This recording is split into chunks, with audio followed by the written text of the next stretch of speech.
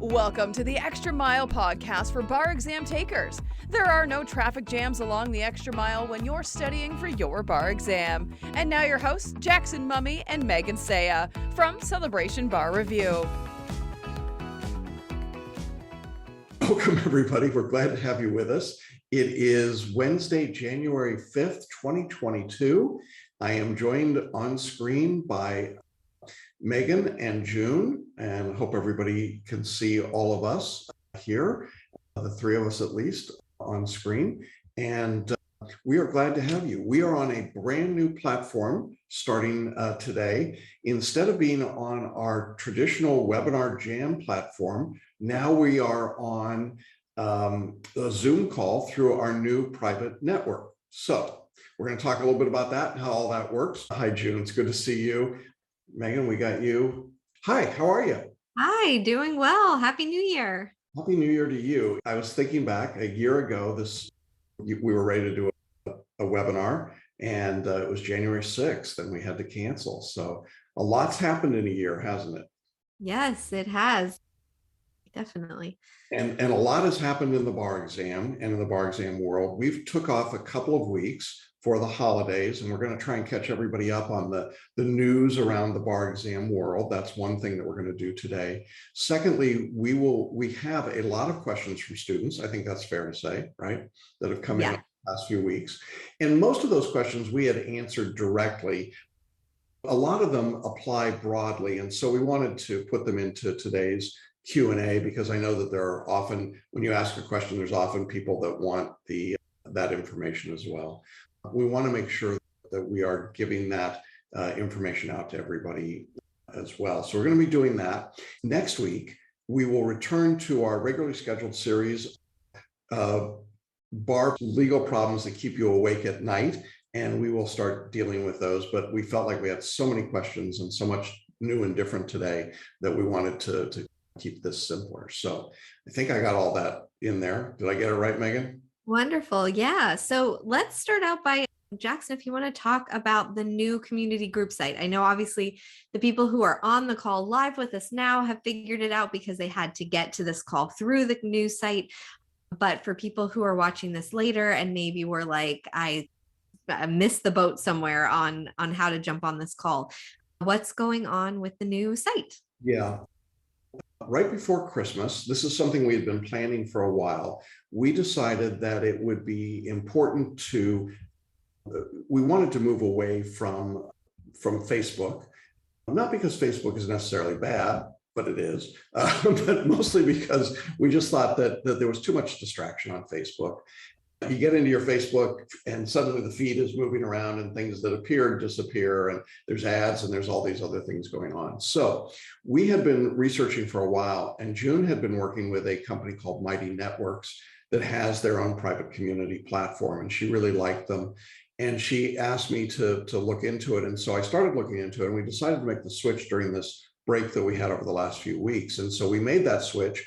And I think right now we've got about just under 100 of our registered students already there. Now, that's a small fraction of the number of people we had on our Facebook group. So we know there are a lot of you that haven't made the switch yet.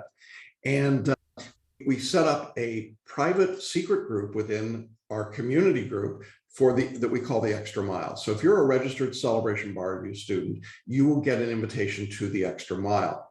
Now, if you are watching or listening to this later and you say, I didn't get it, send an email to June@celebrationbarreview.com. She will send you the link with the invitation. You do need an invitation to join. It's a private group. Nobody else sees it. It's not on Facebook. Then we have another secret group in that broad setting for our Abundance for Bar Study Masterclass. That is a separate group, and you should have gotten an invitation there if you've been through the masterclass. Again, if you've been through it and did not have the invitation to join that group, contact June and she'll get it for you. And then third, we had a private Facebook group called the Bar Exam Success Network. This was not for our registered students. It was just more front-facing for the whole world. And we still have a group for you, but we've moved from Facebook and we're just into our Celebration Bar Review community. And if you are interested in joining, again, send us a note or just go to the Bar Exam Success Network page on Facebook. There is a link there to send you over to the new site. And the difference between what our registered students see and the non-registered students is, of course, our registered students are getting proprietary information, faster updates, newer information, these Q&A webinars, and so on. But there's plenty of great information for any bar taker on the community group itself. So that's what it's doing. I like the new site. What do you think about it, Megan? Yeah, I'm excited about it. As somebody who was not really a Facebook user, I was happy to have an alternative. So yeah, hopefully people get some good stuff out of it and find it helpful and easy to navigate. But as always, let us know if you have questions about it. Yeah, and one of the things we're going to try and do is do some live pop-ins there. We've got the ability to do that. So as we get our feet under us with all the different things, we're going to do that. There's the opportunity for polls. Lots of opportunity for chat. We've set up topics for our registered students based on your exam jurisdiction. So if you're a Florida bar taker, we've got a group for you within the Extra Mile for Florida bar takers. Because one of the things that Megan and June and I hear all the time is people saying, I want to talk to other students that are in a similar situation. So this is going to be your chance to do that. And we're excited about it. We think the opportunity here is great with a lot less distraction, just a lot less going on, so you can get right into it and go. So check into that. Let us know any questions or problems that you're having, thoughts, and feel free to contribute. It's wide open and you can do that, and we hope that you will.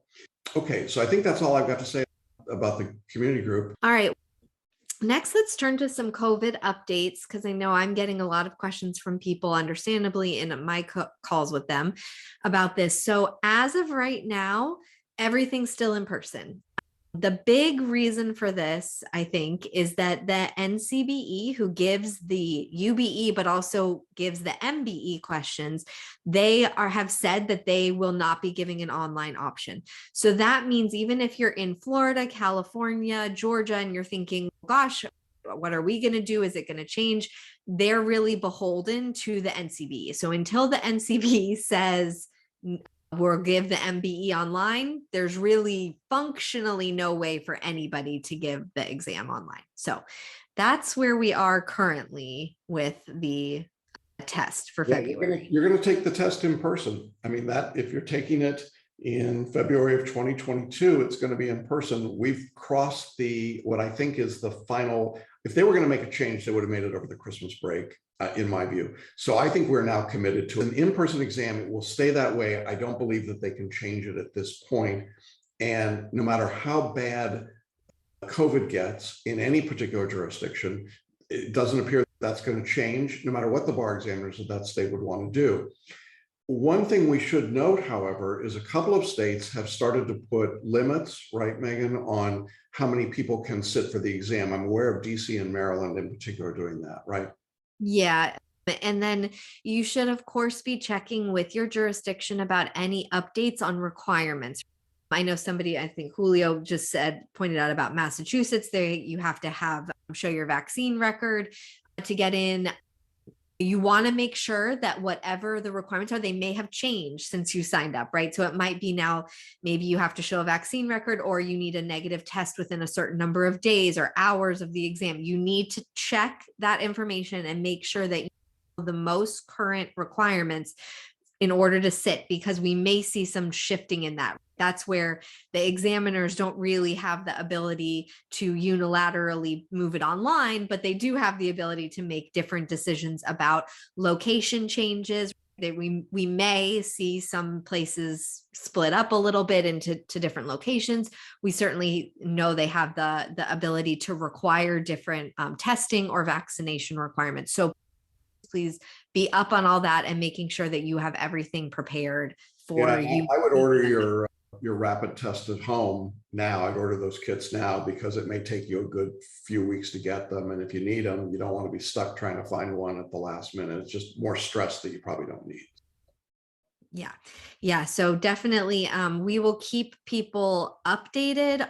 If there's any changes with all of the major changes, we're not going to do the jurisdiction by jurisdiction, but if there's any major changes, we will keep people updated. But I think certainly you've got to keep studying with the mindset of, I'm taking it in person.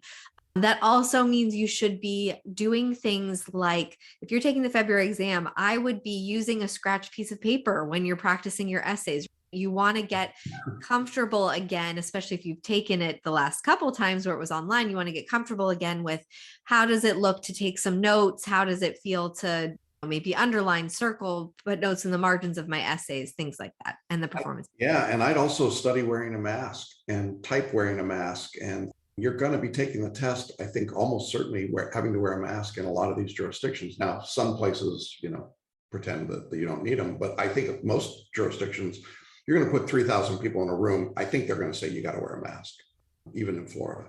I'd start studying with a mask just to get used to it, because it is different, as we talked about last year and the year before.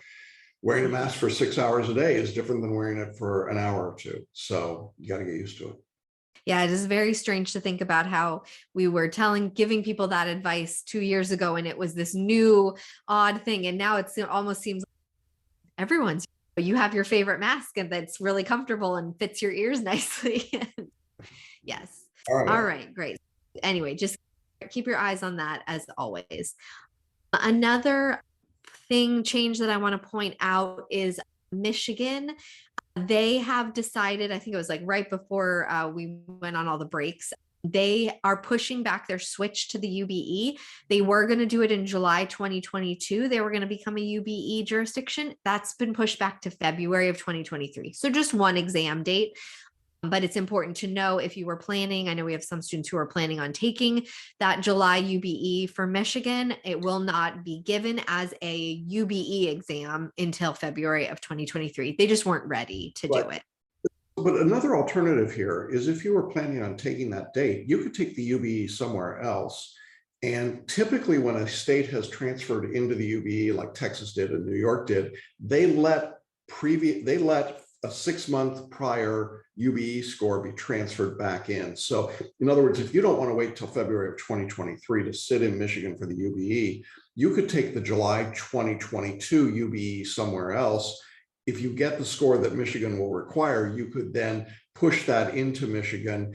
And if they follow the precedent of other states, they're going to allow that score even before they've made the formal switch to the exam. So something to consider and discuss and check with the examiners. Don't take our word for it, but this is what's happened. This happened in Texas. People did this and they did it in New York as well. I think it's something to consider. Yeah, definitely not a reason to panic if you were one of those takers. So the nice thing about the UBE is that you don't have to take it in the specific state. Okay, let's move into some questions now. Jim, I wanted to know if it's acceptable to skip down to the later sections in the course, specifically the exam practices, while going through the sections. I want to start practicing mock exams on my Saturdays. That way it's not end loaded at the end of the course. And that way I can track my progress, but I didn't want to mess up the process. I'd be interested in your response to this, Megan, as well. I think it's okay. It would not be my favorite, because I think that time could be used more productively moving through the substantive study. But I understand that people want to get the feedback. The only caution I would give you if you're using that approach is, don't take the results all that seriously. If you haven't been through everything, those results are they're going to skew. I think you're going to be getting lower scores than you should, because we have planned those tests after you've gone through a certain level of review and study in the first place. What's your take? Yeah, I would not do it, not because there's something horribly wrong about it, but I just don't know how useful it would be, to be honest. I get the idea of feeling like, but then I can check it off because I did it. But the problem is, it's not really about, can I check something off the list? It's more like the process of learning as you're doing it. And those really are just best designed, I think, for when you've been through the whole course. And then you can use them to see things like, where do I need to focus my review? What's my weak area? What's a stronger area for me? And to, like you said, Jackson, get a better feel for how you're actually doing. Whereas if you do them now, I just don't know how instructive that really is. We have a ton of practice for you to do in this subject specific part of the course. So it's not like we're saying write one essay and then there's no other essays. If you want more practice in that subject, do the individual one-off essays for sure. Like, I 100% think that's a great idea. but I don't think it would be particularly helpful to take a full length practice test. Let's say you take all of the essay exam when you're like, oh, but I haven't really studied that subject yet. I just don't know how helpful that would be. So that's my opinion. Yeah, the predecessor course and our course together, we've now got over 55 years of experience. There's some wisdom that comes from that. There's a reason we do it the way we do it. And I think when people start jumping around, they run the risk of gaps and mistakes that are unnecessary, and they get overwhelmed. Ultimately, those are the students that come back to us in 3 or 4 weeks and say, I can't get through everything and I'm really frustrated. So I would encourage you to follow the course structure the way it's laid out, unless there's just some incredibly compelling reason to jump around. Yeah. Okay, great. Next, 2 mind map questions I'm going to give you. First is, I see the bar map template is referenced throughout the course, and I'm wondering where that's located. And then second is, how do you add to a mind map? Okay, so Bar Maps is a separate product. Bar Maps is a product that includes 3 elements. It's got mind maps for every subject and into a couple of levels. It's also got interactive videos that are time-stamped, and it's got fast finish audio versions of the lectures. So Bar Maps is not included in your course. It's something extra. You can order it within the course. In the very first section under course walkthrough, there's a assignment about upgrades and resources. You can find the link there as well. And that's the Bar Maps product that we're talking about.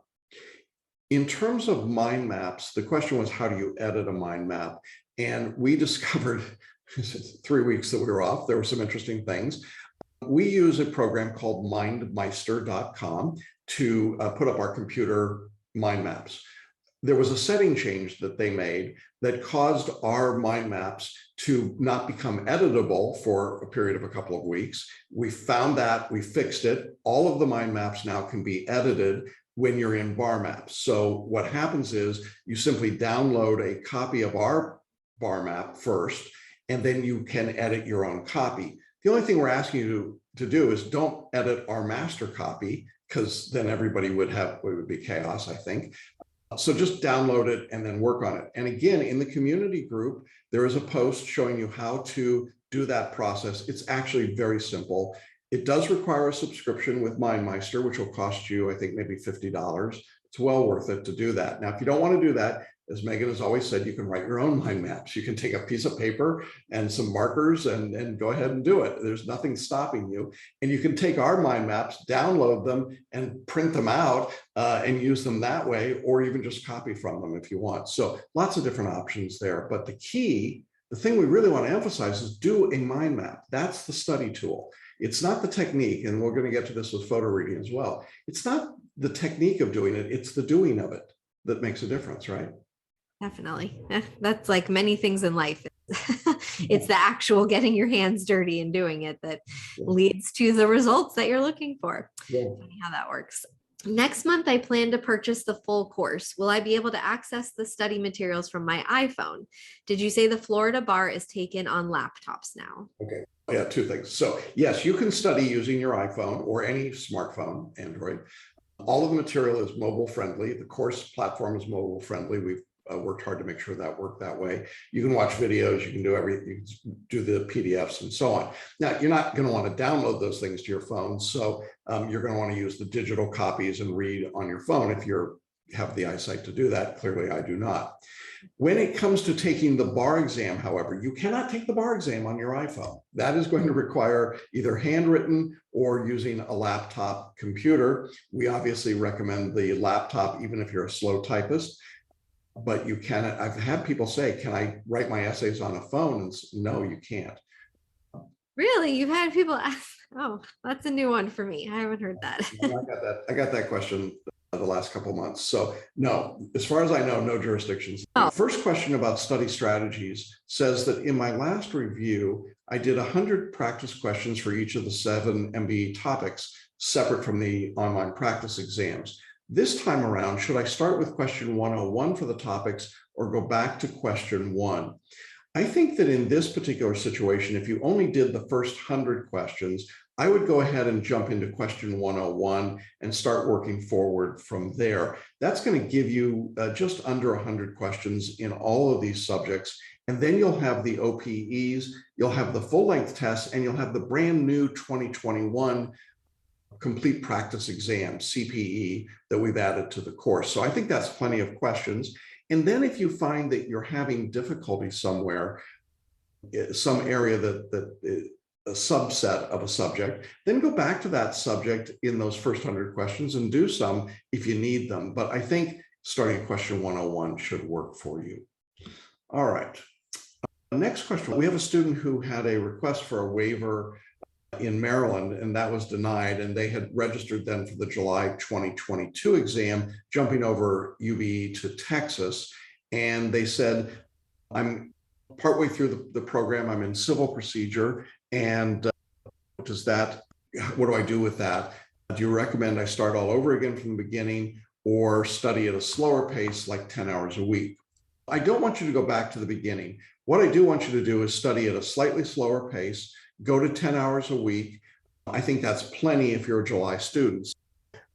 I think just go with that and don't have to go back. You don't need to start all over again, but make sure you keep studying. I think that the key here is to go ahead and keep the momentum and don't let that stop. Next question I've got has to do with photo reading. Students said, I'm having a hard time catching on to photo reading, and I fear that my choice to register to learn photo reading is going to make it hard for me to pass in February. I'm going to do my best, but should I postpone so that I can learn photo reading? Now, I met with this student, we talked, and it's a good question. I think that what happens is that for a lot of people, they get caught up in technique, whether it's photo reading or really any part of the course, mind mapping, whatever it might be. The technique isn't as important as the doing, as we said earlier. And really with photo reading, it's not all that complicated. It's mostly flipping the pages. The big part of photo reading is activating what you've done, and that comes from techniques like mind mapping, but also going through the lectures and the question practice. Photo reading actually speeds you up in terms of your study. It doesn't slow you down. So there's no inherent reason to postpone the exam just because you're learning photo reading. And we have students registering. In fact, we have several students that purchased photo reading today. There is plenty of time to learn photo reading for the February 2022 exam. It takes 8 hours total to get through the entire photo reading course from Learning Strategies. It's done an hour a day while you're studying for the bar. So really pretty simple to do and to add on, and then we integrate it into the course. So I don't want that to be a reason to not take the exam. As it turned out with this particular student, there were some other issues that really had nothing to do with photo reading that were reasons to take or not take the exam. But I think it's important to just keep in mind that's not a reason to not sit for the exam because you have to learn photo reading. That's not our goal here at all. Okay, hope that helps. One question. So Nicole is wondering, when's the best time to start bar maps, or will bar maps help her if she's having trouble with the mind mapping? Yeah, bar maps should be started right away. And the reason is that it gives you the mind maps right away. It will help you with the mind mapping, undoubtedly. It's every subject. It will also then be a tool you use later in review when you want to go deeper, like this student that wanted the shorter outlines. Let's say you're having problems with hearsay exceptions in evidence. You just go to the evidence bar map, and there's a section, it identifies the part of the lecture that's just that topic, so you can get just that piece of the lecture without all 6 hours of lecture. And it then gives you at the final piece, the fast finish audios, which run under 2 hours. So you can just turn them on and listen to those when you're sleeping at night, because why not? And so that's a really useful tool at the end. So it's really a 3-part tool: bar maps immediately, the videos as you're going through for greater depth, and then the fast finish audio at the end. We've got what she called motivation questions here at the end. So let me grab some of those. We certainly know that at this stage, when we come around the holidays, and June has dealt with this with mindset, we're all looking forward to the holidays. We're all psyched up for it. And then, of course, in 2021 and 2020, it's been crazy. And it's just a lot of things go off the rails. And then you come around that, you get on the other side of January 1st, and it's like, oh my gosh, the bar exam's right here, it's going to smack me in the face. And that's pretty tough motivationally. So we had some questions over the last couple of weeks that kind of talked into this. So let me give you a sense of this. One student wrote to us that they're having a tough time keeping their momentum going. The student said, I'd like to practice additional essays and multiple choice questions. Sometimes my time is limited. I'm in the car waiting for the kids, waiting for an appointment. I don't have the time or concentration to read an outline or listen to a lecture, but I might have time to answer a few MBE questions, or maybe I've only got time to do an extra essay question. Is there a way to access additional questions, not as part of the program, but just as a side practice? We addressed this a little bit earlier today. We don't think you need extra material.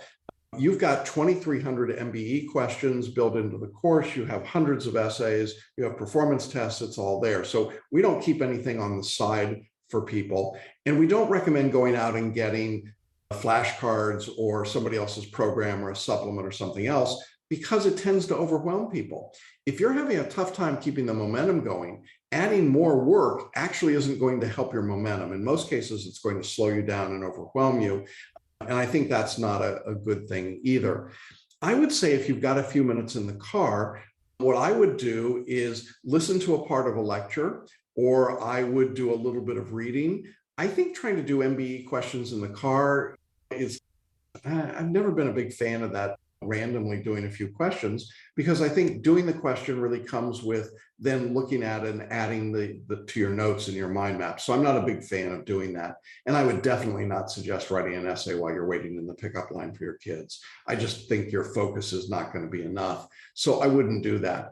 And as we were talking about with the student that asked about Wi-Fi on the airplane, sometimes it's okay to just shut down and just listen to some music or turn on a paraliminal and just take a mental break. You're doing plenty of studying. So the way you keep the momentum going is to stay structured and not trying to cram it into little wedges, in my experience. I think that makes it harder for most people. Another question we got around motivation in the same vein was a student said, I'm finding myself getting really defeated regarding multiple choice questions. This student said, I photo read, I create mind maps, I try to listen to the lectures. They said, then I try to get to the questions and add to the mind map. Okay, all of that is good.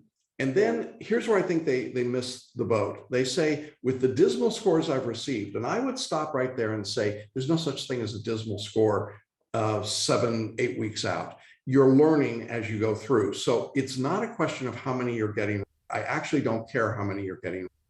What I'd like you to do is, after you answer a question, go back to the outline, work on the mind map, and add to it if you don't understand the concept.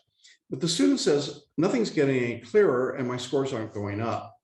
I think that what's happening here is that you stop really trusting your intuition. You start pressing and trying to understand and know it. That's usually when scores start to drop. And I think in that situation, you got to be very careful to not overwork it. We do a photo reading test, and I had a student that gave me their results, and this was typical. Their scores didn't go up in the photo reading test from a clean look at the questions. Then they photo read and took the questions again, and then they did a mind map and did the questions a third time, and their score didn't go up. And they said, why didn't it go up? Well, in general, it's because they're not trusting that they know the material. They're still trying to control and own it, and you can't do that. You've got to let go and just respond to the material. Megan and I did a series of webinars in which we talked through 10 really tough MBE questions. It's built into your course, you can find it. And we use the selective intuition method, and it's a great opportunity for you to see that in practice. But generally what happens is that when people start pressing, when they get tense, or they feel defeated, as this student said, that what happens is they start trying harder. And counterintuitively, it's not about trying harder, it's about relaxing more, it's letting go and really trusting that. But even if you don't see the results today, the results will be there and they start to come. But most often in this kind of a course, it's not a light switch. You don't go from failure to success overnight. It's more like a dimmer switch. It starts to dial up and you start to see improvement. So what you need to do to keep progressing is to just be nicer to yourself, let go, and don't worry about your results. As soon as you stop worrying about the results, when you become process oriented instead of results oriented, you'll see the results getting better. And we see this exam after exam, student after student. Finally, the student said, should I try to find easier questions? No, the questions are all what they are. Just do the questions, but don't worry about if you get them right or wrong. Just worry about process. Are you doing what you're supposed to be doing? And trust that the process will work for you, even if you don't see the results right now. And the best example I can give you of that, I think for most people, is watching a child learn to walk. They get up, they fall down. They get up, they trip. They get up, they fall over. It just happens over and over again until they can take a couple of steps. And then they fall down. And then they can take a few more steps and then they fall down. The routine. That's what happens here. But I see very few adults that crawl. So I'm pretty sure most of us learn how to do this in spite of the falling and the mistakes. So be kind to yourself, be gentle, and I think you'll be okay. All right. Two more quick questions here and we'll wrap up. One is, who can I speak to if I feel alone and lost and making very little progress?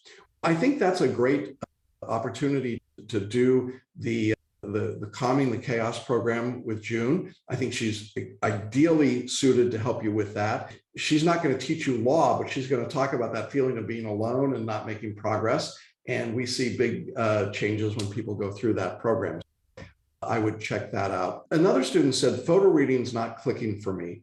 Yeah, again, I would say what I said before to other students. Photo reading is not about the technique. It's just doing it and trusting the process.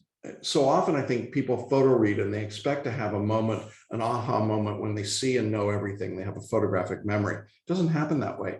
What happens is you know it at a deeper level. And until you start accessing that, you don't know anything. And so you have this feeling, because it's not satisfying to your conscious mind, that it's not working or not clicking for you. That's not true. It's working just fine, no matter how you're doing it, whether you're doing it well or you're doing it badly, whether you're following all the steps or you're missing some of them. It really doesn't matter. Photo reading works. It's a natural physiological process. So just relax and trust it.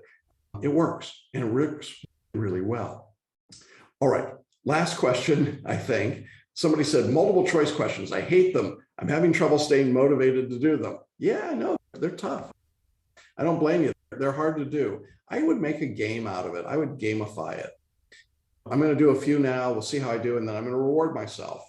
And I'm going to add to my mind map whether I get them right or wrong. Again, I think a big part of this is being too focused right now on the result. I don't care how many you get right. If you really want to know, we get all your results when you take your multiple choice practice. And most people at this point are 25 to 40% correct. That's where they are. If you're doing better than 40%, yay. But if you're doing 25 to 40%, you're with almost everybody and you'll be fine. And if you're doing less than 25%, it's not a big deal. I see students every exam who get 10% of these questions correct in practice. And then by the time they get to the exam, they're doing just fine. It all depends on your outlook and your mindset. And if you will stay focused on the process instead of the results, you're going to be okay. All right, let me see if I can grab June back in here. We'll wrap up. I think that's everything I've got. You agree about that process versus results discussion? I do 100%. Do you remember back a while, it's been a while now, but I kind of took a mini test and I did really well on it. I got like almost all the answers correct. And I talk about this. I'm not an attorney, never been to law school. I talk about this a lot on my group coaching calls. The only reason why I did well is because I have no skin in the game. The outcome does not matter to me. Right. So I was able to just let it flow, and it just, whatever felt right is what I picked. And I talk about that a lot in group coaching. The reason that you're not doing as well is because you're so tied to the outcome. Yeah. Right now, again, 40%, yay, that's great. What do I need to know to get to 50? Like Jackson says, it's a game. Anybody who's ever played a video game, you don't just know it and get top score from the get-go.